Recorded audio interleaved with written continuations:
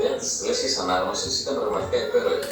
Μας έδωσε την ευκαιρία να μοιραστούμε με τα παιδιά μας τη χαρά της ανάγνωσης και να ζήσουμε μαζί τους μια πολύτιμη εκπαιδευτική και συναισθηματική εμπειρία.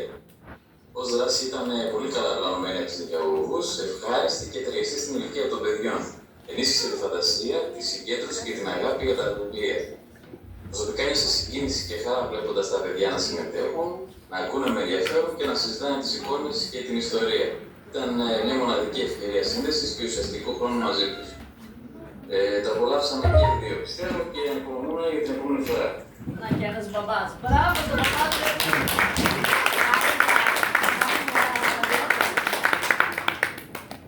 Ευελπιστούμε η δράση αυτή να συνεχιστεί και του χρόνου με ακόμα περισσότερους γονείς, γιαγιάδες, παππούδες, όποιος θέλει, νονούς. Λοιπόν, για να συνεχίσουμε. Ήρθαμε σε επαφή με πολλά είδη βιβλίων. Γνωρίσαμε ήρωες, ζώα, αλλά και ανθρώπους, μάγισσες και εξωτικά, πριγκίπισσες και πρίγκιπες, γίγαντες και νάνες. Εκείνο όμως που μας έκλεψε την καρδιά μας ήταν το μουσικό παραμύθι του Σεργέη Προκόφιεφ, ο Πέτρος και ο Λύκος. Και τώρα θα προσπαθήσουμε να κάνουμε μία δραματοποίηση του μουσικού παραμύθιου, μία παντομήμα του μουσικού παραμυθιού από τα νήπια, από τα μεγάλα παιδιά μόνο.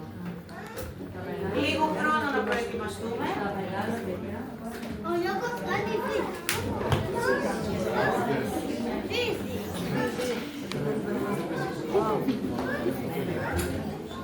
δεν φεύγει η Χριστίνα. Όχι αγάπη, η Χριστίνα φεύγει.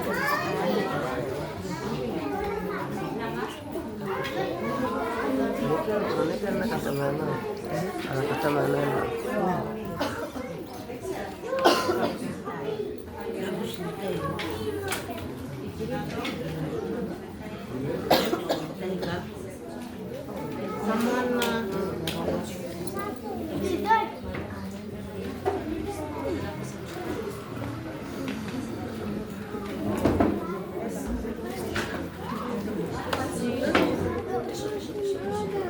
Φαντάζομαι όλοι ακούσατε.